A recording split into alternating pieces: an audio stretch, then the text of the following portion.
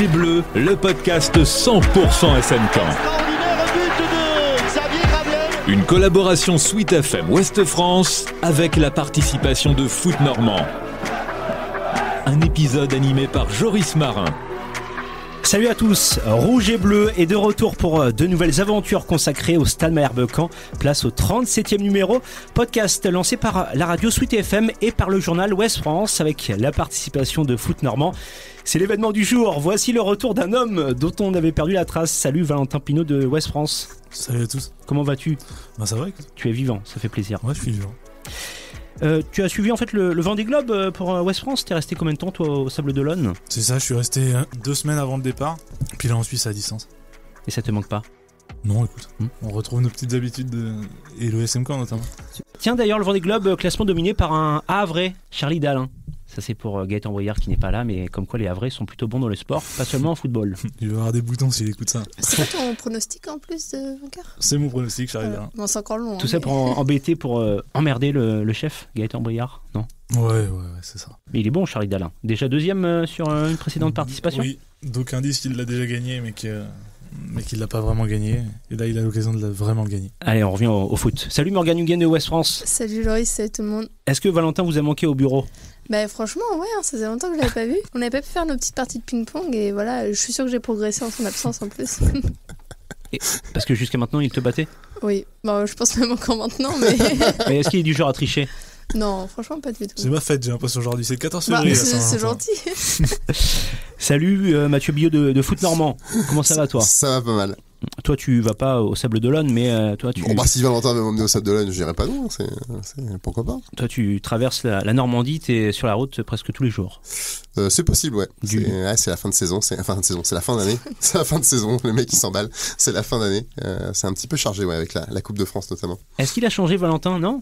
La même coupe de cheveux, la barbe de... Bon, il est parti 15 jours en même temps, ça va, il est pas parti faire le tour du monde en bateau pendant 2 ans. En fait, moi je l'ai pas vu depuis très longtemps. C'est pas seul au monde, c'est pas seul au monde. Il parle pas à son ballon à côté, c'est bon, tout va bien. Le Stade Malherbe-Caen, qualifié pour les 32e de finale de la Coupe de France après avoir disposé de Bolbec ce 30 novembre. Malheureusement, ça ne change rien au classement de Ligue 2. Le SMC occupe toujours la 14e place. Malherbe peut-il vraiment se renforcer au mercato d'hiver pour se donner les moyens de faire mieux ? Élément de réponse dans quelques instants. Lui est arrivé il y a quelques mois. C'était cet été. Peut-on déjà considérer la signature de Lorenzo Rajo comme un échec ? On va en débattre dans cette émission. Et puis un coup de gueule concernant la Coupe de France. Allez, on donne le coup d'envoi de l'émission. C'est parti, zou. Ce samedi 30 novembre, Malherbe a reçu Bolbec, équipe de R1. C'était lors du 8e tour de la Coupe de France. Jeu, 7 et match pour le SMC avec ce succès 6-0. Morgane Huguen, Malherbe qualifié logiquement pour les 32e de finale de la Coupe, mais tout n'a pas été parfait. Oui, c'est vrai, je vois que tu me cites. Je te lis et je te cite. Exactement. Tu me mâches le travail. Et la première mi-temps a été quand même assez compliquée de la part de Malherbe face à une équipe de R1 qui a joué son va-tout, on va dire, mais on a vu quand même beaucoup de déchets techniques, très peu d'occasions finalement par rapport à ce qu'on pourrait s'attendre. On a même vu surtout une équipe de Bolbec qui aurait pu revenir à 1-1 avec un face-à-face remporté par Clémencia. Juste avant la mi-temps, il y avait 15-0. Alors ça aurait changé les choses sur le moment, même si je pense que quoi qu'il arrive, en deuxième période, Malherbe aurait fait craquer cette équipe. On l'a bien vu physiquement, Bolbec n'avait plus rien dans les jambes au retour des vestiaires. Et voilà, et on a vu une équipe de Malherbe plus appliquée au retour des vestiaires. Avec, moi, ce que j'ai bien aimé, c'est de voir en fait plusieurs attaquants marqués aussi. Voilà, je trouve que c'est pas mal à souligner de voir un Autrette qui revient, qui marque, Le Bihan qui marque, Kérémé qui manque de confiance. Alors, il a aussi manqué des très grosses occasions dans ce match. Mais il a marqué, en plus il en met 2, faut peut-être pas trop lui en demander. Non, mais c'est vrai que je pense que c'est important pour des attaquants de pouvoir marquer, même si c'est que face à une R1 en coupe, et bah c'est déjà un bon début, quoi. Je suis pas sûr, moi, qu'on puisse tirer grand-chose de ce match-là. Pourquoi ? Parce que c'est une équipe de R1 en face ? Oui, parce que c'est une équipe de R1, que l'écart de niveau est tellement important que même si un joueur marque alors qu'il n'avait pas marqué depuis très longtemps, il va toujours se dire oui mais il faut que je marque en Ligue 2. Moi, ce que je retiens juste de ces 2 premiers tours de Coupe de France de Malherbe, si on englobe aussi Chartres, c'est le sérieux. Parce qu'au-delà, oui, ok, ils ont pas marqué toutes leurs occasions en première, mais ils en ont quand même eu énormément, de ce que moi j'ai vu devant mon live YouTube. Et puis, je les ai trouvés sérieux jusqu'au bout, et comme ils l'avaient fait à Chartres, en gros, ils se sont jamais arrêtés, ils ont toujours été chercher le but de plus. Moi, c'est ce que je retiendrai. Après, est-ce qu'on peut vraiment dire un tel a marqué des points sur ce genre de match-là, ou est-ce que ça peut faire du bien à une équipe? Franchement, j'en sais rien. Je pense que ce qui leur fera du bien, c'est de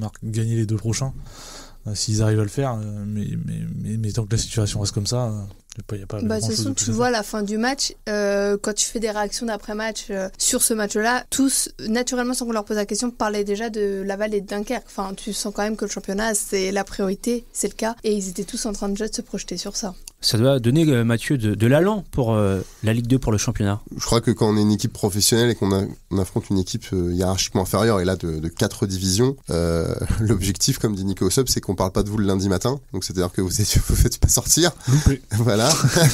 Mais là, on en parle pour une bonne chose. Pense à ceux qui écoutent le podcast, pas seulement le lundi. Et donc voilà, je pense que Malherbe a totalement rempli son contrat sur ces 2 tours de Coupe de France. Ça peut pas faire de mal que certains joueurs aient marqué. Maintenant, l'adversité sera tout autre sur les 2 prochains matchs du championnat. Certains joueurs qui ont joué, est-ce qu'ils auront beaucoup de temps de jeu à Laval et à Dunkerque? J'en suis pas totalement sûr. Donc voilà, c'est vraiment totalement différent. Ça permet aussi d'avoir malgré tout un dernier match avant la trêve de Noël, vu que pour la première fois les 32e de finale sont calés avant et pas après la trêve hivernale. Voilà, je pense forcément vous auriez fait éliminer, ça aurait fait tâche, tout le monde aurait tapé sur le club, l'équipe. Voilà, le contrat est respecté et plutôt correctement respecté. Maintenant, ce qui va se passer à Laval et à Dunkerque, ça n'a rien à voir, c'est strictement différent. Et ça sera bien plus compliqué. Le tirage au sort de ces 32e de finale de la Coupe de France, ce sera ce lundi soir, soit quelques heures après l'enregistrement de ce podcast. Et il y aura l'entrée en liste des clubs de Ligue 1. Ouais, donc ça peut aussi faire une belle affiche. Enfin, je veux dire, cette Coupe de fin. Malherbe n'est pas un spécialiste des parcours en Coupe de France. La Coupe de la Ligue, oui, mais pas la Coupe de France. La Coupe de la Ligue, ça arrivait une fois, ça arrivait une belle fois, mais ça arrivait une fois. La Coupe de France, il y a eu une demi-finale en 2018. Face à Lyon. Alors, le quart de finale contre Lyon. Face à Lyon. Et le demi contre le PSG. Voilà, l'année où le PSG avait affronté les Herbiers en finale. Donc je veux dire, dans une saison, c'est pas trop où c'est les emmène. S'ils pouvaient passer quelques tours supplémentaires, peut-être s'offrir aussi une belle affiche à domicile. Bon, je pense que ça ferait de mal à personne, à commencer par nous. Ce qui est sûr, c'est qu'on se dit que sur cette deuxième partie de saison, soit ils nous offriront des émotions négatives, soit ils vont pas nous en offrir beaucoup. Donc s'ils peuvent nous en offrir un peu des positives avec la Coupe de France, je crois que personne va s'en priver. Il est revenu en mode sniper, notre ami Valentin. C'est parce qu'il adore la voile, plus que le foot, c'est pour ça. Malherbe, donc 14e de Ligue 2, avec seulement 1 point d'avance sur le premier relégable. En effet, la Coupe, ça ne vous fait pas avancer au classement de Ligue 2. Est-ce que Malherbe peut encore progresser et voir plus haut que le ventre mou de cette 2e division française? Progresser, oui, parce que si au mois de décembre une équipe peut plus progresser, c'est difficile. Voir plus haut. Moi, je pense que encore une fois, on est un peu au même stade que l'année dernière. Avant de regarder plus haut, il va falloir regarder en bas et réellement s'extirper de cette zone-là qui est dangereuse et qui sera dangereuse tout au long de la saison si on n'arrive pas à en sortir. Forcément, on se déjà demande 14 journées, déjà 14 journées de disputées sur 34. Et depuis le début de la saison, Malherbe navigue dans ses eaux troubles. C'est ça, il en reste 20. Donc déjà, je pense que les 2 prochains matchs seront cruciaux. Laval et Dunkerque à l'extérieur. Pour basculer avant Noël, j'avais intégré Rodez dans ce schéma-là. Pour l'instant, pour moi, ils se sont loupés. Même s'ils prennent un point à l'arrache à la fin et que ça embellit un petit peu le tableau. Voilà, mais pour moi, là, on est à un tournant d'une saison. Si vous recommencez en janvier encore dans cette position-là, ça peut commencer à tourner dans les têtes à Noël. Il y a une possibilité de basculer à la trêve dans la zone des relégables. Voilà, compte tenu de votre classement, de votre nombre de points. Tu l'as rappelé, Joris, je crois 1 point d'avance seulement sur le Red Star, sur les premiers relégables et également le barragiste, vu qu'ils sont en égalité, même si Ajaccio compte un match de retard, un demi-match de retard, vu que c'est la fin du match contre Bastia qu'il faut terminer, et que 2 matchs très compliqués attendent, sur le papier en tout cas, attendent le Stade Malherbe. Après, on a vu par exemple à Metz, même si c'est une défaite, on a vu un match cohérent, du contenu. Ouais, cette équipe, de toute façon, c'est la Ligue 2, on le voit. Je crois qu'avec 3 points supplémentaires, tu reviens à un point de Laval, serait par 10e. exemple. Voilà, c'est un point de Laval. Donc voilà, les championnats sont à 18 maintenant, ça va souvent être comme ça va se décanter très très tard. Donc il y a encore moyen de rattraper au moins le milieu de tableau. Mais oui, faut pas se rater dans cette fin de saison. C'est vraiment 2 matchs. Moi, je trouve que c'est 2 matchs très très compliqués. Oui. Sur le papier, en tout cas. Dunkerque 2e, qui est l'équipe surprise. Premier ex-aequo, on peut même l'équipe surprise de ce début de saison. À domicile est quand même assez intraitable. Je crois la meilleure équipe. Sur 7 victoires de suite à domicile. Voilà, je pense que c'est surtout Laval déjà là qu'il va falloir bien préparer. Alors Laval qui est un petit peu moins performant à domicile cette saison. Ils ont un bilan équilibré, 2 victoires, 2 nuls, 2 défaites. Mais c'est Laval, depuis qu'ils sont remontés de National, c'est toujours une équipe compliquée à manœuvrer. Ça l'est encore cette saison. On se souvient du 4-0 encaissé par Malherbe à Laval. On va espérer pour Malherbe un scénario différent. Mais voilà, c'est 2 gros tests qui attendent. Mais je pense que, à travers les déclarations de Nico Sub après Rodez, où il a été aussi beaucoup question de la suite et pas seulement du match contre Bolbec, je pense qu'il en est bien conscient, oui. Parce qu'il a pas trop goûté ce qu'il a vu samedi, et il y a des choses, je pense, qu'il a vu contre Rodez qu'il a pas du trop aimé, parce que vous allez pouvoir rien faire si vous prenez 3 buts à chaque match. Et aujourd'hui cette défense de Malherbe, quand je dis cette défense, c'est pas seulement les défenseurs, le bloc défensif, les erreurs défensives, il est particulièrement inquiétant, moi je trouve. De plus ça va, plus je le trouve inquiétant. J'ai cité tout à l'heure Morgan Huguen, je vais citer maintenant Mathieu Billot. Cette équipe ne semble pas tricher, mais à quoi peut-elle prétendre avec de telles carences défensives? Jouer le maintien. Selon toi, ouais. Si vous prenez 3 buts à chaque match, oui, il va falloir. C'est en bas des records. 10 buts encaissés déjà cette saison à Dornano, c'est beaucoup trop. Ouais, et puis il y a aussi toutes les situations concédées. Il y a ces sentiments de fragilité, ce sentiment qu'il n'y a pas véritablement de bloc équipe. Cette protection de la part aussi peut-être des milieux de terrain, des attaquants. Non, on sent que avec des joueurs qui sont pour la plupart, je trouve, un cran, voire plusieurs en dessous du niveau qu'ils ont affiché dans la deuxième partie de saison de l'année dernière. Donc dans un championnat extrêmement homogène, où tout le monde se tient, où tout se joue quasiment à un but. Il n'y a pas de marge de sécurité. Ça plombe complètement le projet de jeu de Malherbe de pas avoir de Nicolas Sub, surtout de pas avoir une défense solide. Quand vous voulez faire de la verticalité, la première chose sur laquelle vous vous reposez, c'est un bloc défensif pour récupérer des ballons et aller vite devant.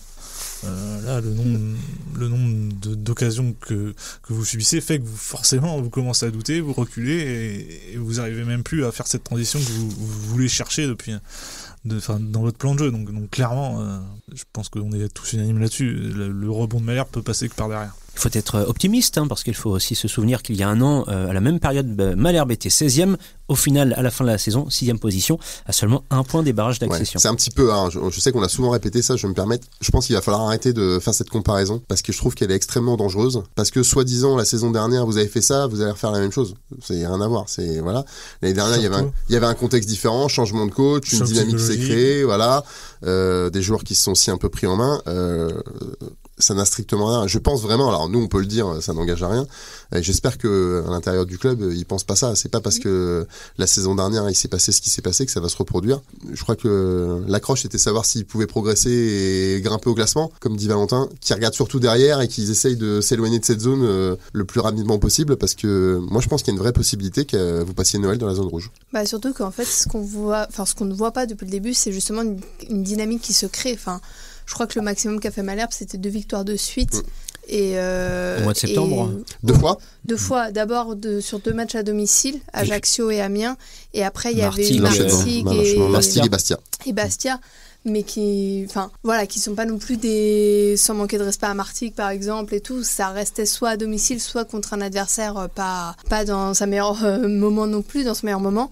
Donc c'est surtout ça en fait, si on veut voir Malherbe remonter au classement, c'est qu'il faut une dynamique. Au bout d'un moment, faut pas gagner un match, en perdre 2, en gagner 1, faire un nul à l'arrache. Ça n'avancera pas comme ça, et moi aussi j'ai très très peur de les voir dans la zone rouge à Noël. Bon, je cite là cette fois-ci Nicolas Sub. Je pense que l'équipe est dans le bon sens, qu'on montre de bonnes choses. C'est ce qu'il avait déclaré après le match nul décroché à la maison contre Rodez.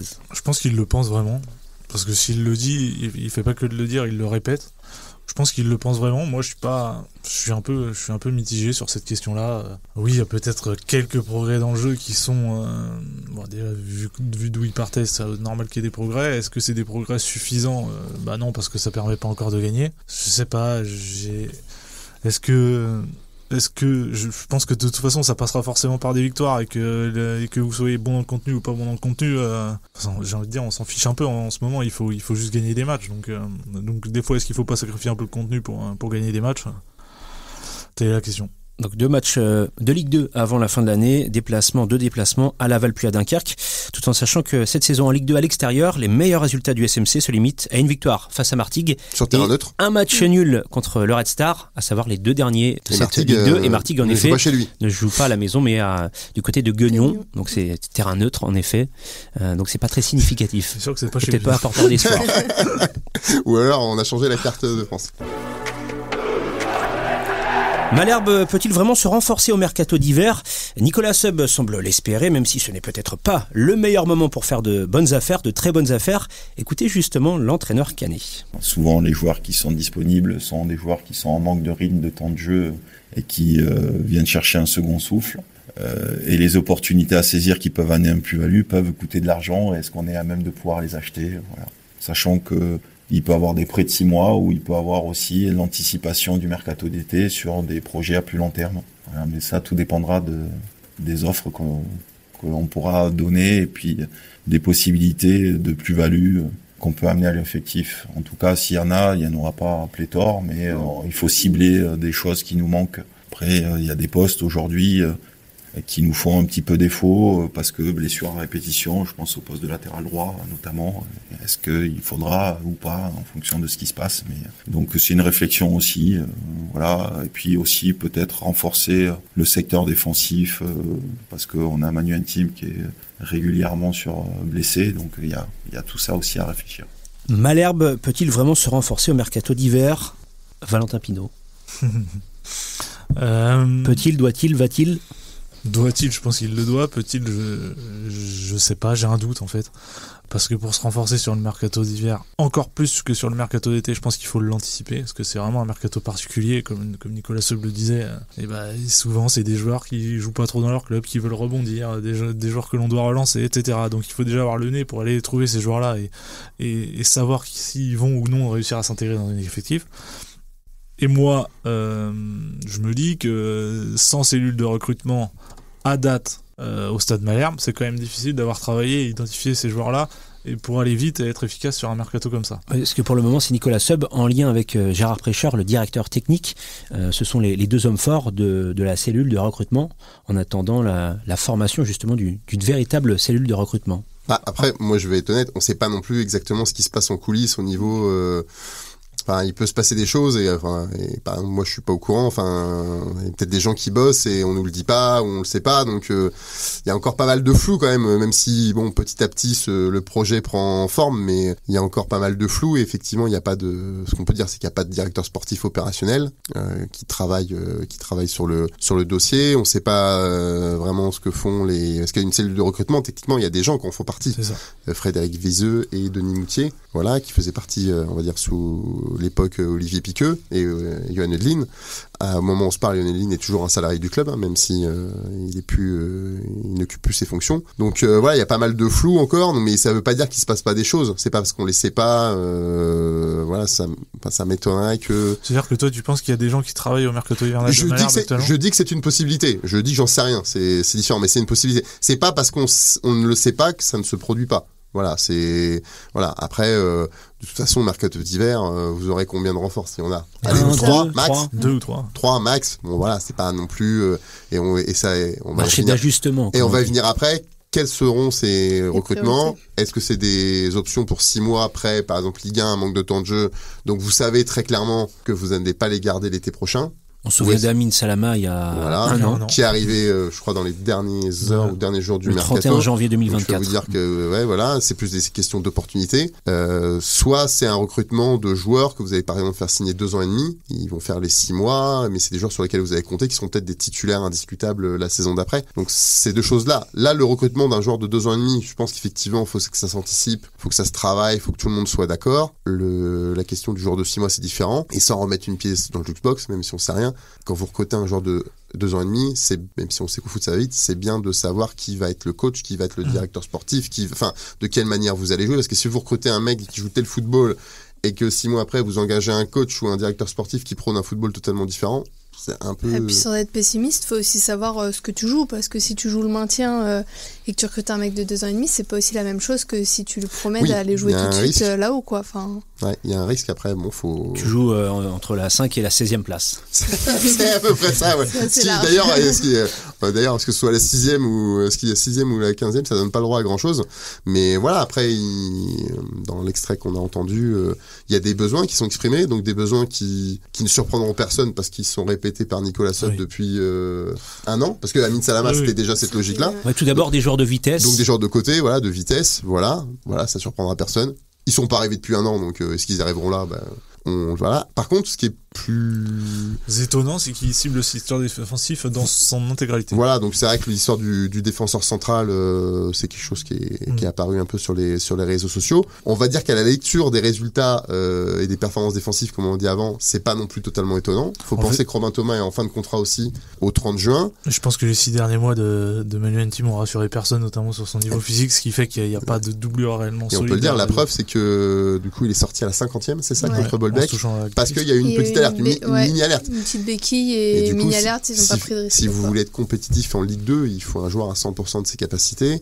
Brahim Traoré était sorti avant la fin du match face à Rodez, parce que gêné aux adducteurs. Brahim Traoré qui est plus aussi, je trouve, rayonnant que l'année dernière. Voilà, donc il a besoin aussi un peu de renouvellement. Il cible le poste de latéral droit, c'est ce qui m'a le plus étonné d'ailleurs dans son propos, même si visiblement Valentin Henry, 2e blessure à un mollet, zone très compliquée, on nous communique pas de date de retour, ce que je trouve un petit peu étonnant. Donc est-ce que faut s'inquiéter un peu plus? Et on a bien vu en plus que quand il est revenu de sa première blessure, Valentin Henry, il a eu beaucoup de mal à retrouver le niveau qui était le sien quand il est arrivé à Malherbe, mais ce qui peut être aussi légitime quand ça vous flingue une bonne partie de la prépa. Sachant que Lamincy recommence à s'entraîner, mais qui mettra forcément du temps à retrouver son niveau. Vous avez ce garçon-là, Lamincy, qui est un latéral droit de formation. Qui a fait ouais, enfin, pas vraiment, mais maintenant il peut jouer latéral droit. Depuis peu.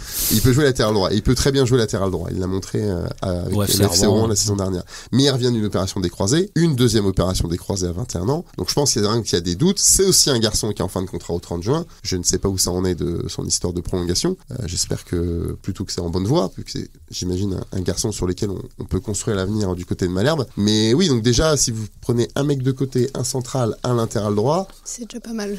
Pour un mercato d'hiver, c'est 3 arrivées, un mercato d'hiver. Oui, puis au-delà de prendre, il faut prendre, comme dit Nicolas, il faut prendre de la plus-value. Si c'est des bonnes pioches. On se souvient d'Anton Saletros il y a quasiment 2 ans, c'était une bonne pioche. Un bon recrutement. Oui, au final, on l'a pas vu, on l'a vu 6 mois parce qu'il est parti très tôt il avait l'avantage, Anton Saletros, qu'on connaissait pas, que c'était un joueur étranger, ce qui arrive très très peu, enfin jusqu'à présent, ce qui arrive très très peu. Donc il y avait un peu l'effet de curiosité qui l'accompagnait. Au final, c'est un bon joueur parce que je crois qu'il est redevenu international suédois depuis son départ à Malherbe. Voilà, mais nous, on l'a pas trop vu non plus. On l'a pas trop vu non plus parce qu'on l'a vu 5 mois, du coup il est arrivé en janvier, saison terminée en mai.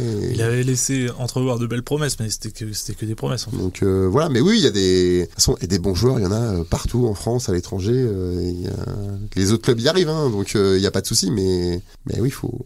C'est plus les joueurs de couloir de vitesse que j'attends de voir, parce que c'est vrai que ça fait 1 an que Nicolas Sot le demande. Et que même il a passé sa commande, mais il attend. Bah ouais, c'est un peu long. Le Père Noël est pas très sympa avec lui apparemment, parce que à Noël dernier, Amin Salama est arrivé vraiment sur le gong et ça a pas trop fait l'affaire, on va pas se mentir. Et là cet été, il en a pas eu, et pourtant ça reste sa vision de jeu, et donc il a raison de s'obstiner là-dedans. Mais du coup, on peut pas trop le voir mettre ça à exécution, vu qu'il lui manque ça. Et j'ai un peu du mal à croire que s'ils en ont pas eu cet été. Je pense que ce poste-là est vraiment le plus difficile. Sur les 3 qu'on a cités, je pense que celui-là est vraiment le plus dur parce que c'est un poste prisé, notamment financièrement dans le foot français. C'est ces joueurs-là, ces joueurs rapides sur les côtés qui font des différences. Dans le contexte économique de Malherbe, dont on a bien compris depuis les prises de parole de la nouvelle direction que ce serait quand même encore des investissements raisonnables et que la planche à billets n'allait pas tourner à fond, ça veut dire qu'il faut trouver un joueur comme ça pas cher et pas ciblé par des clubs beaucoup plus attractifs que toi. Donc, on est encore, je pense, dans exactement les mêmes problématiques qu'il y a 1 an, qu'il y a 6 mois sur le mercato d'été. Cette perle rare, il faut réussir à la trouver. Est-ce qu'elle existe ? Je sais pas. Est-ce que si elle existe, elle aura envie de signer à Malherbe dans le contexte actuel ? Je ne sais pas non plus. Surtout si elle n'a pas eu d'interlocuteur ces 6 derniers mois pour lui parler du projet, lui exposer tout ça. Donc pour moi, ce poste-là, c'est le plus dur et pour moi, c'est le plus problématique. Parce que en plus, vous avez des joueurs à ce poste-là qui sont moyens. Donc si vous rajoutez un joueur moyen là-dedans, ça ne sert absolument à rien, ne serait-ce qu'à créer des problèmes dans le vestiaire. Donc en gros, il faut que vous trouviez un mec qui va déjà faire l'unanimité en arrivant et sur ses 3 premiers matchs, qui va faire qu'on va lui laisser le poste de titulaire indiscutable toute la saison. Donc il y a un vrai chantier pour moi sur ce poste-là, qui est le plus important, je pense, dans le projet de jeu de Nicolas Seau. Et là, on a des belles analyses. Hein. Ça nous avait manqué, Valentin. Sur son bateau, il a eu le temps de réfléchir et tout. C'est en voyant Charlie Dalin.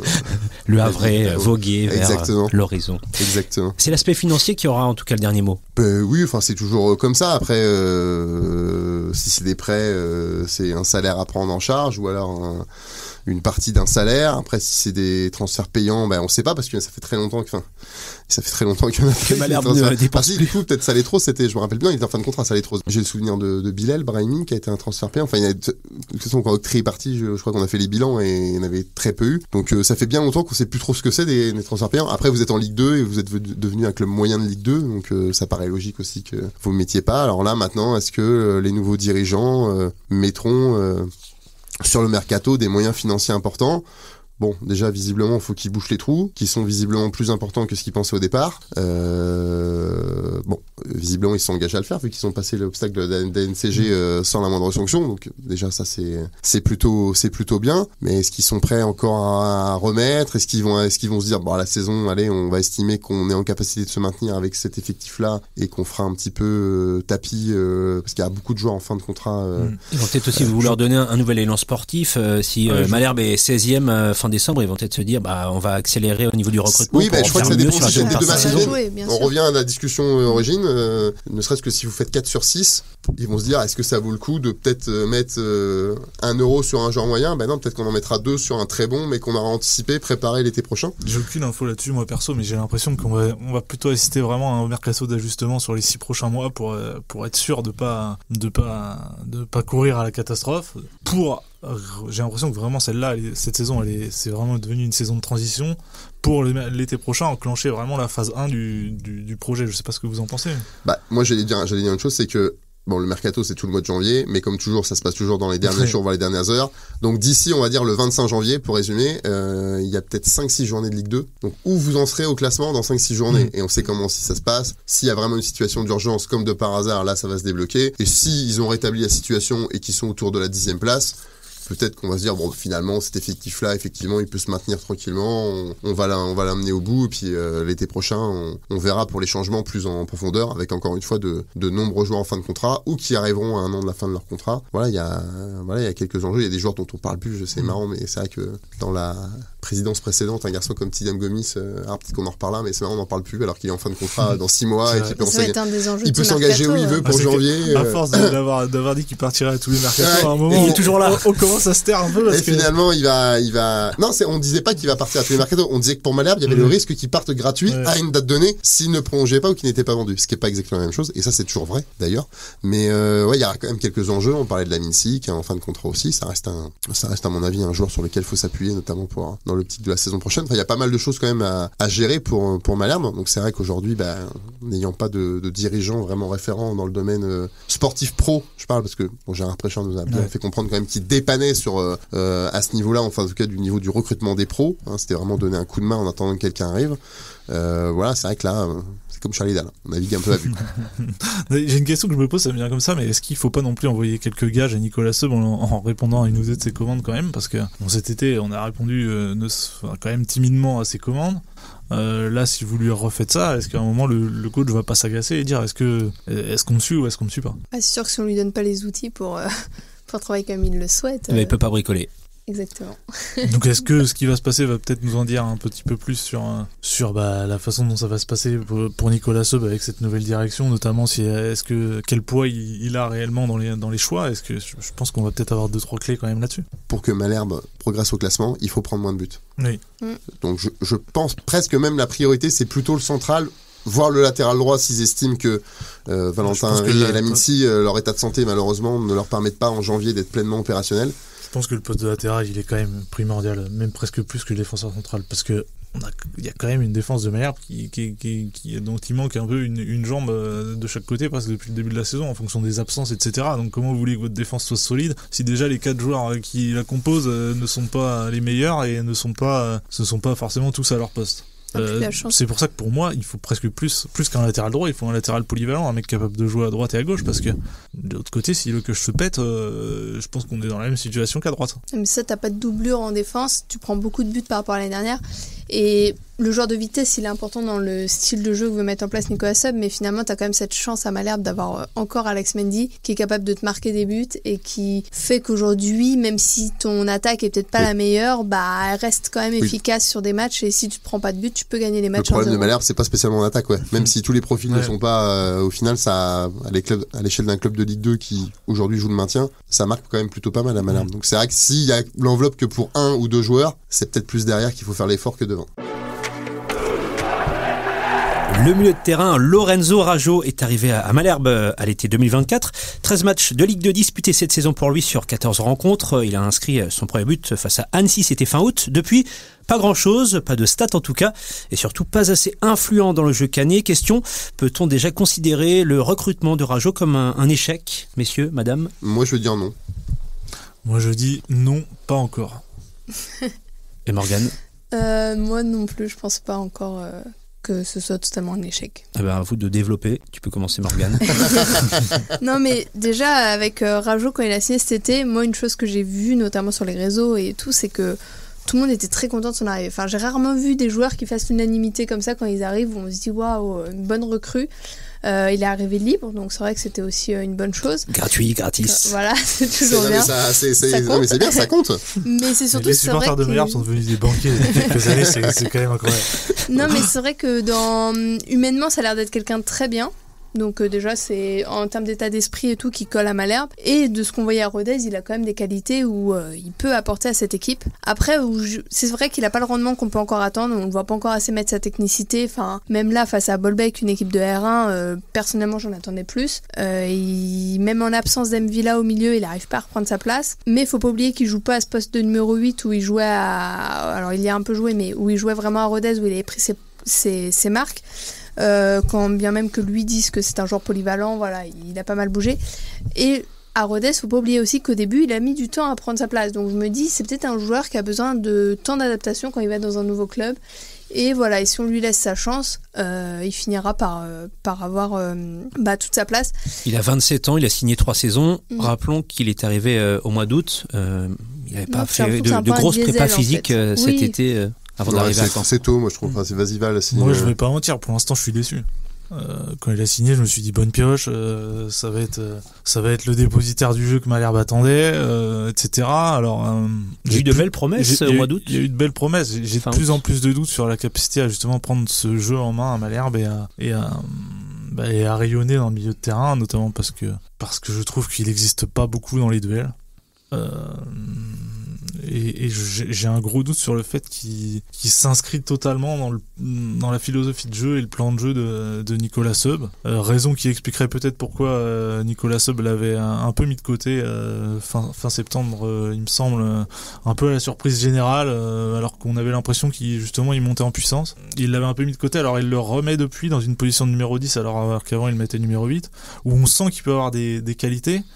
Mais même dans cette position-là, par rapport au jeu que veut pratiquer Malherbe, j'ai l'impression que lui il recherche constamment les relations techniques avec les autres milieux, avec certains attaquants aussi, avec Brahimi on le voit échanger, avec Breton aussi. J'ai l'impression que c'est pas un joueur de transition en numéro 10 comme Nicolas Sub voudrait qu'il soit. Et j'ai surtout l'impression qu'il n'arrive pas à se libérer dans cette équipe-là. Non, moi je veux dire c'est un petit peu tôt, là on est début décembre, il est arrivé fin août, donc ça fait 4 mois à peu près. Voilà, un garçon qui a signé 3 ans, un garçon qui a montré de bonnes choses dans son club précédent. C'est pas la première fois que Malherbe recrute un joueur et qu'on estime que c'est une bonne recrue, parce que je pense que c'en est une, et qui déçoit, donc c'est peut-être aussi au club de se poser les bonnes questions quand ça se répète plusieurs fois avec différents joueurs. Moi je pense vraiment faut être patient. Moi je confirme que je trouve que c'était vraiment une bonne recrue, récupérer un joueur comme ça qui était libre, qui était surveillé par plusieurs plusieurs clubs. Après, il a même pu signer en Ligue 1 à Angers. Il y avait des contacts. Il y a eu en tout cas son nom a circulé. On a vu ça dans la presse nationale. Donc voilà. Moi, je pense qu'il faut être patient aussi. Il faut pas au bout de 4 mois. Non, il faut vraiment s'inscrire. Moi, je serais vraiment patient, mais vraiment très très long. Je l'attendrai même jusqu'à la saison prochaine. Voilà. S'il y a besoin, c'est vraiment. En tout cas, moi, j'ai vraiment beaucoup aimé ce qu'il a fait à Rodez. Donc vraiment, c'est au coach, c'est au staff, c'est à tout le monde. Peut-être ses coéquipiers aussi de se poser la question. Alors, bien sûr, ça vient aussi de lui, mais c'est à tout le monde. Il a montré dans un autre contexte qu'il pouvait être performant. Donc pourquoi ne serait-il pas à Caen ? Donc faut lui accorder du temps. Est-ce que tu le laisses sur le terrain sur les 2 prochains matchs ? Je trouve qu'il y a un souci dans cet effectif, c'est que beaucoup trop de joueurs au profil axial. Et donc la fameuse polyvalence qui vous dessert. C'est que vous pouvez jouer partout, mais au final, vous jouez nulle part. Donc voilà. Donc aujourd'hui, est-ce qu'il est plus utile à l'équipe dans un rôle de récupérateur relayeur que Le Breton et Didi Gaucho ? Est-ce qu'il est plus influent que Bilal Brahimi dans un poste de meneur de jeu? Ça, c'est pas vraiment vu, ça. C'est compliqué. Après, il y a la vision courte. Donc effectivement, il y a Laval et Dunkerque. Je vais le dire, ça semble compliqué de sortir par exemple Bilal Brahimi, qui est décisif. Je trouve pas que dans le jeu, il a atteint un niveau exceptionnel, mais il est décisif. Et donc voilà, c'est la vision à court terme et la vision à moyen terme, elles sont différentes. En tout cas, faut que Malherbe continue à insister avec lui et vraiment, même moi, jusqu'à la saison prochaine, voilà, c'est pas la première fois qu'un joueur, on va rappeler Alexandre Mendy, sa première saison, toute proportion gardée à Malherbe, qui était pas bonne. Voilà. Et mais parce qu'il était pas prêt physiquement à son arrivée, comme on voit Lorenzo aussi Rajo. ce qui se passe, et donc voilà, il faut être un petit peu indulgent, mais il faut aussi que Malherbe se remette un petit peu en cause, parce que c'est pas la première fois qu'il y a des bons joueurs, ou alors que des joueurs arrivent, ils sont pas bons à Malherbe, mais ils sont bons après. Moussa Silla, je sais pas si vous avez vu, déjà 7 buts cette saison en deuxième division allemande avec Schalke. Donc il faut aussi mettre les joueurs dans les bonnes conditions, sur et en dehors du terrain. Donc voilà, je pense que c'est un travail collectif qu'il faut mener. Après, qui aurait dit aussi au début de saison que Didi Gaucho deviendrait titulaire indiscutable aussi dans ce milieu. Quand l'année dernière, Noé avait pris sa place, quand t'as Mvila qui arrive, et finalement on voit bien qu'aujourd'hui l'un de ceux qui bouge le moins, Mvila est blessé, donc ça change aussi la donne, mais c'est Didi, donc ça fait aussi une concurrence en plus. Ouais, mais parce que pour moi, Lorenzo. Didi Gaucho, il s'inscrit parfaitement dans ce que veut faire. Non, mais c'est ça dépend aussi. De toute façon, ils n'ont pas du tout le même profil. On ne peut pas leur demander la même chose. Non, c'est pour ça que pour moi, Nicolas Seuil, il préférera toujours Didi Gaucho en 6-8 que Lorenzo Rajo. Pour moi, Lorenzo Rajo, il est plus en concurrence avec Bilal Brahimi. Ouais, c'est ça. Même si c'est encore deux joueurs totalement différents. Voir Noé Le Breton, je pense. Pareil, Noé, je pense. Même si mais c'est à la pas base, quand il arrive, Lorenzo Rajo, pour moi, c'est pas pour jouer en 10, quoi. Enfin...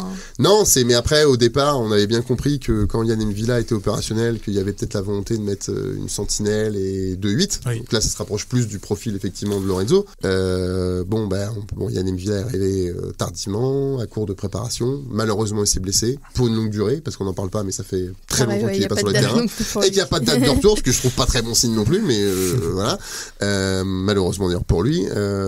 Donc là, on est revenu à un schéma plus l'année dernière avec une doublette de récupérateurs relayeurs. Donc ça s'inscrit moins. Donc est-ce qu'on peut imaginer une équipe Didi Gaucho, Le Breton, et devant une ligne de 3, Brahimi à droite, Rajo dans l'axe et Le Billon à gauche? Ça fait pas beaucoup de percussions, je trouve, tout ça. Des fois, le football est bizarre, mais bon, voilà. Moi, je trouve que je trouve qu'il faut vraiment insister. Je le connais pas non plus personnellement, mais les 2-3 fois que j'ai échangé avec lui, je trouve que ça a l'air d'être un bon gars. Je trouve que c'est important. C'était aussi la direction précédente essayait quand même de recruter des bons mecs. J'ai l'impression que c'est aussi le cas. Enfin, on a vu Quentin Locush la semaine dernière, vraiment très bon mec. Voilà. Ça rapporte peut-être pas de points, mais moi je trouve que c'est important. Et je trouve que ça met aussi c'est important. Et puis si la saison devient vraiment compliquée, je pense que ce serait important de compter sur des bons mecs. Voilà, pareil, Mika Le Bihan. C'est plus le Mika Le Bihan quand il a fini meilleur buteur de Ligue 2, ça tout le monde se l'accorde, mais à chaque fois qu'il a sa chance, il tente en tout cas, et par moment il fait des choses. Donc... Ouais, il fait partie des joueurs en tout cas comme Mika Le Bihan, tu dis, ils ont quand même un état d'esprit irréprochable, ces gars-là. Je pense qu'il baissera pas les bras, Lorenzo Rajo. Non. Et puis c'est pareil, c'est que Malherbe, mais jouer à Malherbe en Ligue 2, c'est différent de jouer à Rodez. Ouais, je pense aussi. Il y a plus d'attentes, ne serait-ce que les attentes des supporters, les attentes médiatiques, les attentes lui, il disait que c'était pour franchir un cap, de continuer de progresser, de venir ici. Donc et je crois pas que dans sa carrière, Lorenzo Rajo, il ait déjà joué dans un club de la Mans, Clermont, Rodez. Oui, mais c'était un jeune joueur, c'était plus du tout. Là, il arrive en tant que joueur confirmé, qui a fait ses preuves. Il a validé entre guillemets le niveau Ligue 2 avec Rodez. Maintenant, faut le valider. Quand il vient à Caen, c'est pour jouer la montée. On va pas se mentir. Bon, ça c'est pas pour jouer la 14e place. Ça sera pas cette saison du coup. Mais donc voilà, donc il y a pas mal de choses à digérer. Mais non, franchement, voilà, je considère vraiment que c'est des bonnes recrues. Ça, qu'il faut. Et je trouve que Malherbe doit plutôt insister sur ce chemin-là que des fois d'autres choses où je trouve un peu plus curieux de recruter certains joueurs. Parfois c'est l'inverse, hein. T'as une très bonne recrue qui te fait 4 premiers mois très bien et après tu les vois plus. Donc est-ce que c'est mieux ? Je suis pas sûr. Hein. Ouais. Faut être un peu patient pour une fois en matière de football. Ouais, on va t'écouter Mathieu Billot de Foot Normand. Rouge et bleu. Le coup de gueule. Coup de gueule aujourd'hui sur la programmation en Coupe de France, parce que ce 8e tour entre Malherbe et Bolbec aurait dû se jouer en Seine-Maritime à Pavilly, mais a finalement eu lieu à Dornano, car classé à haut risque par la préfecture de Seine-Maritime. En fait, elle redoutait des affrontements entre supporters cannais et supporters rouennais et ou havrais. C'est donc ça, la magie de la Coupe de France Aujourd'hui, ça devient... S'il y a plein de paramètres, ça devient très très compliqué. On peut comprendre la préfecture, voilà, il y a déjà eu des soucis. Alors je ne vais pas les appeler des supporters parce que je ne considère pas que c'est des supporters, entre des individus qui prennent en otage entre guillemets le football pour s'adonner leur passion. Leur passion, c'est se taper dessus. Chacun fait ce qu'il veut. Pour soi-disant défendre. C'est un peu dérangeant. Bon, je sais même pas si c'est pour soi-disant. Et puis après ils sont contents, ils se prennent en photo, voilà. Et je rajouterais qu'il y a aussi des effectifs de police qui ont été quand même pas mal sollicités ces derniers mois, notamment avec les jeux, et qui tirent un peu la langue avant les fêtes de Noël. On a déjà eu le cas sur le trophée des Normands entre Caen et Le Havre, qui n'a finalement pas eu lieu à Deauville pour des mêmes raisons en pleine période JO. Donc voilà. Donc aujourd'hui, je pense qu'il y a des critères de sécurité qui ont été revus aussi à la hausse par rapport à quelques années. Il y a une société qui devient aussi de plus en plus violente, donc les risques sont plus importants. Il y a un gros déficit d'infrastructure aussi pour sécuriser ces événements-là, parce que typiquement, quand on se fait le schéma de la Coupe de France, un Bolbec-Caen, voilà, c'est un petit stade de 1000 places, 1500 places, mais forcément, c'est plus compliqué de sécuriser ça que. Il n'y a pas de parquage visiteur ou extérieur. Il y a des services de l'État qui sont frileux, il faut pas se le cacher aussi, et il y a aussi un cahier des charges de la Fédé qui est totalement démentiel pour des structures de la taille de Bolbec. Enfin, le truc 80 pages, le pavé. Et un calendrier qui doit peut-être aussi être repensé. Voilà, 6e, 7e, 8e tour, 2 semaines entre chaque. Même si, il faut le dire, au crédit de la Fédé, maintenant ils font le tirage du 7e et du 8e tour. Donc vous pouvez anticiper, donc ça c'est quand même pas mal. Donc ça c'est vraiment au crédit de la Fédé, c'est vraiment très très bien. Mais c'est compliqué. Aujourd'hui, et on l'a vu, bon c'était Bolbec ce week-end, mais on l'avait pu vivre il y a quelques années, ou même d'autres, affronter un gros, entre guillemets, ça peut devenir rapidement un cadeau empoisonné si vous n'êtes pas structuré. Je pense qu'il y avait moyen de mieux faire. Je pense que tout le monde aurait pu faire un pas vers l'autre. Voilà, même Malherbe, bon, peut-être qu'ils auraient pu faire proposer un prix peut-être un peu moins. Alors bien sûr, c'est pas leur intérêt. Je sais pas si à 80 000, mais c'était la location du stade Dornano. Est-ce que c'est le prix d'équilibre Est-ce que c'est le prix d'équilibre du stade ou bon, j'ai du mal à croire quand même qu'ils se font du fric sur un club de R1. Enfin, je n'ose y croire en tout cas. Donc voilà, mais peut-être que ça aurait été mieux de dire, on vous fait un tarif un peu préférentiel, quitte à perdre un peu. Au final, ils ont dû organiser le match et assumer les frais d'organisation. Donc voilà, c'était un peu tristoun de voir aussi peu de monde à Dornano, même si les joueurs de Bolbec et le staff étaient très contents de jouer à Dornano sur cette pelouse, dans ce stade. Il y avait 500 de supporters qui avaient fait le déplacement. Au final, la journée s'est plutôt bien passée, mais ça faisait pas Coupe de France. Enfin, pas pour moi en tout cas. Donc, certains étaient à Dives le soir même. Il y avait moins de 1500 spectateurs lors de ce camp Bolbec. Les petits stades, comme tu dis, en fait, 1500, comme tu es regroupé autour du stade, ça fait une ambiance. T'as l'impression qu'il y a 4 fois plus voilà, déjà. Alors que là, effectivement. C'était. Voilà. C'est sûr que les soubresauts sont regrettables. Maintenant, est-ce que ce matin, les Bolbecquois se réveillent pas en se disant... Les Bolbecquais, respecte un peu le football amateur, Valentin Pinault, s'il te plaît. Et pas Vendée Globe. Je suis pas normand. C'est pas grave, je veux pas savoir. Les Bolbecquais... Les gars de Bolbec. Est-ce qu'ils se réveillent pas en se disant quand même... Est-ce qu'ils se disent pas quand même... Ils se réveillent pas en se disant...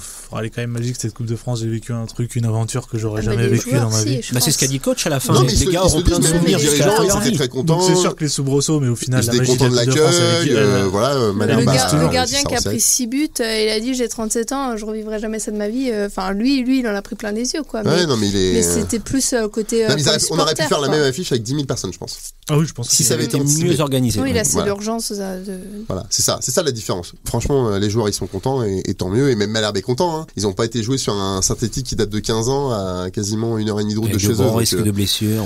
Donc voilà, donc au Imaginez final. la polémique qu'il y aurait eu ce matin s'il y a eu un joueur de Malherbe qui s'était fait croiser sur le synthé de Pavillon. Ça, c'était la responsabilité de la Fédération française qui autorise, du coup, sur cette compétition-là, à jouer sur synthétique. Oui, ce qui est c'est interdit maintenant en Ligue 1, Ligue 2. Bon, voilà. Même chez les féminines, c'est dire. Et chez les féminines aussi, c'est interdit. En D1. En ouais. D1. Donc en fait, on considère que pour le haut niveau, c'est une surface de jeu visiblement qui n'est pas appropriée pour des raisons de santé. Là, visiblement, Coupe de France, quand t'as pas le choix, tu dis que oui. Donc voilà. Faudrait juste, en fait, on l'a dit tout à l'heure, il y a le tirage au sort ce lundi soir. Par exemple, on a encore un club dans le Calvados, le Yves Cabourg, pour ne pas le citer. Ça laisse 3 semaines au club pour organiser. Ça laisse qu'il y a une semaine de plus et ça peut faire toute la différence, là. effectivement. Bon voilà, faudrait pas que ça se reproduise en fait. Faudrait pas que ça redevienne. Parce que j'ai l'impression que. Parce que là, on parle forcément de l'exemple qui nous tient, mais il y a eu d'autres exemples ce week-end. Je sais que le match Neuilly-Valenciennes, il a été inversé, il devait être à Neuilly finalement et Valenciennes. Enfin, je trouve que ça se produit de plus en plus souvent. C'est sûr, c'est qu'il y a des élections de la Fédé qui arrivent. Et il y a des clubs amateurs qu'on a l'impression qu'ils sont souvent un peu délaissés et un peu mis de côté. Et qu'on se rend compte que même quand ils arrivent à jouer un 8e de Coupe de France, qui est ce qui est quand même un rêve pour tout club, et ils sont aussi un peu laissés de côté ils par sont la laissés Fédé, seuls en fait, quoi. et absolument pas aidés dans on leur ce genre de envoie truc. un dossier qu'il faut un cahier des charges un qu'il gros faut casse-tête pour satisfaire. les dirigeants. Il y a du monde à la Fédé, j'imagine, qui pourrait envoyer un mec un émissaire dans chaque club pour Et aller ça, c'est préparer ce genre de je match. trouve que ce que dit Valentin, et on peut en avoir discuté avec les coachs de Bolbec, et même peut-être au niveau de la ligue, peut-être pour déléguer ça aux instances régionales, peut-être que c'est une bonne idée de créer à terme une cellule d'organisation où des mecs un peu spécialisés, et quand vous avez besoin, vous décrochez votre téléphone, ouais, on a ça organisé là, on est un peu court, est-ce que tu peux nous filer un coup de main? Alors voilà, les ligues donnent déjà des coups de main, mais vraiment peut-être des gens spécialisés pour dire déjà non, ça va pas passer, ça va pas passer, comprendre des trucs, simplifier le domaine administratif. Et pareil, la réunion c'est pas de chance, c'est sûr, les préfectures, le territoire est divisé, mais les réunions avec les services de l'État, ça doit être dès le lendemain du tirage au jamais sort. que vous allez jouer, quoi. Prenez l'exemple qu'on prenait tout à l'heure en off. Si ce soir Div pioche Paris Saint-Germain, c'est 2 semaines de marathon intensif. Pour les dirigeants, c'est la folie. Et donc, si Malherbe joue le jeu, parce que c'est ça en fait le truc, ça dépend beaucoup sur le territoire bas normand, en fait, ça dépend beaucoup de Malherbe en fait. Parce que Le gros stade de la région. Le seul stade en conformité aux yeux des services de l'État, c'est celui-ci, entre guillemets, pour voilà. Donc, sauf que j'ai compris aussi les gens de Malherbe, ils doivent s'occuper de leur club, de leur match, et si toutes les 15 jours, pendant tout le parcours de la Coupe de France, on leur dit faut que tu donnes un coup de main à Bolbec, faut que tu donnes un coup de main à Div, faut que tu donnes un coup. Au bout d'un moment, c'est normal qu'ils vont dire aussi vous êtes gentil, mais du coup, on s'occupe de tout le monde en fait. Donc je pense qu'il y a un truc quand même à repenser un petit peu, mais un peu plus haut au niveau de la Fédé. Ouais, mais c'est très facile à dire quand on a le cul vissé dans la chaise, et c'est mis en lien aussi avec on a changé aussi le ministère de l'Intérieur il y a pas longtemps. Je sais qu'il y a des directives qui ont été données au préfet. Forcément, le préfet, il veut pas qu'il y ait de soucis chez lui. C'est son boulot, c'est son poste qui joue. Il a une carrière à mener, il attend des promotions. Et puis c'est aussi la sécurité publique. C'est la sécurité publique. Oui, là on parle quand même une 50aine d'individus qui ont décidé de se taper dessus, quoi.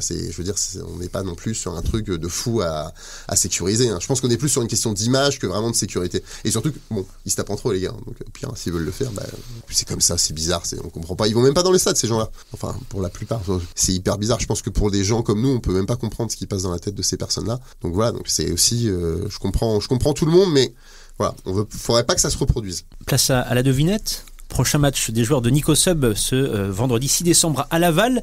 À votre avis, cette devinette, elle porte sur quoi? Sur qui? Alors c'est sur quoi ou sur qui? Sur quoi? Sur qui? Sur quoi? Pas sur qui. Anthony Gonçalves. Non, c'est pas surpris. Il écoute pas, monsieur Pinot, il écoute pas. Il était sur son bateau là. Ça sent l'élève au fond de la classe à côté du radiateur. Bon alors, c'est quand que ça se termine le cours, s'il vous plaît? Je vais vous aider. Combien de saisons passées en première division pour Laval, pour le stade lavallois? Waouh, 16. T'es pas très très loin, un petit peu moins. 14. Un peu moins. 12. Un peu plus. 13 saisons en Ligue 1 de 76 à 89. Il y a eu à 2 reprises une 5e place pour le stade lavallois. Et combien de saisons dans l'élite? Combien de saisons en D1 pour le stade Malherbe? 16 ou 18. 18. Il a bien pas eu le temps de répondre. Parce que vous aviez la réponse, Morgane et Valentin. Évidemment. Bien sûr. Bien sûr. Il faudra quand même rappeler que forcément aujourd'hui, ceux qui découvrent le foot ou qui suivent, Laval, ça a été un très grand club français avec un très très grand entraîneur. Michel Le Millénaire, qui est malheureusement décédé aujourd'hui, et avec un match mythique contre le Dynamo Kiev, mais de l'époque URSS, donc il était champion du URSS, avec quasiment toute l'équipe de Russie à l'époque, dans les années 80, je crois. Fin des années 80. Donc c'est un club qui a une histoire. On dit que Caen a une histoire, mais c'est vrai. Et tout le monde se rappelle, ceux qui écoutaient le multiplex quand ils étaient gamins, du fameux but à Laval, but à Laval. Voilà. J'ai eu la chance de bosser une saison à Laval et de rencontrer Thierry Ruffat, je crois. Ouais. J'ai peur d'écorcher son nom, mais qui est l'auteur de ce fameux but à Laval. Voilà. Et ça a marqué. Ça marque une carrière aussi. Ça a marqué beaucoup de gens. Je veux dire, je pense que tout le monde est content de couvrir, enfin en tant que journaliste ou même en tant que supporter, les gens aiment bien y aller. Malheureusement, c'est vendredi soir, mais tout le monde est content de couvrir un Laval-Caen ou un Caen-Laval. Mathieu Billot, c'est bon, tu peux lancer foot mayennais après foot normand. Là, j'ai pas mal de médias en Mayenne. Je vais les laisser tranquilles. Les formations malherbistes également à l'honneur dans ce podcast. Les autres formations, les joueurs de Romain Leroux en N3 recevaient ce samedi 30 novembre Saint-Ouen-l'Aumône. La réserve du SMC s'est fait surprendre 1-0 et elle stagne dans le ventre mou, 9e place sur 14 formations. Les Canets qui iront à Borgo en Corse ce samedi 7 décembre. Borgo qui est 2e de cette poule de N3 avec un match en moins à disputer, et c'est Saint-Ouen-l'Aumône qui est le leader désormais de cette poule de N3, la poule D. En revanche, pas de D3 féminine ce week-end pour les filles de Chloé Charlot. Elles rejouent ce dimanche 8 décembre sur le terrain de QRM, Queville-Rouen Métropole. Après 7 journées de D3, les Rouges et Bleus sont seulement 11e sur 12, juste derrière QRM. Ouais, gros match dimanche. Qui va gagner ? J'en ai aucune idée. Sinon, je ferais des petits paris sportifs, tu vois, ça serait bien. T'as le droit de faire ça, toi ? En tant que journaliste, on n'a pas le droit en tant que journaliste. Je sais pas, je parie pas, donc sur les matchs concours. Sur la D3, je suis pas sûr que t'aies de quoi faire des paris. Je suis sûr qu'il y a des paris. Je vois, il y a des mecs qui parient sur des sets de tennis ou des trucs comme ça. Je suis sûr qu'on peut parier sur un match de D3 féminine, c'est pas possible. On lui demandera. On pense à la même personne, peut-être. Peut-être. Merci à vous, nos podcasteurs, d'avoir participé à ce 37e numéro de Rouge et Bleu, Mathieu Billot de Foot Normand, ainsi que Morgane Huguen et Valentin Pinault de Ouest France. Merci Joris. Également aux auditeurs de nous écouter sur Spotify, Deezer, Amazon Music et Apple Podcast. Le prochain numéro de Rouge et Bleu sera disponible dès le mardi 17 décembre. Ce sera pas un lundi mais un mardi, ce sera au lendemain du déplacement à Dunkerque. Est-ce que tu seras là lors du prochain enregistrement, Valentin Pinault ? Tu vas pas nous quitter, tu vas pas nous délaisser. Il me semble que je serai là parce que il me semble que c'est moi qui vais à Dunkerque, donc pour avoir les infos. Donc, j'arriverai tout juste du Nord. Les toutes dernières news et tout là. Beaucoup d'émotions à l'idée de te voir, de te revoir. Vive le foot, vive la Normandie, allez le Vendée Globe et allez Malherbe.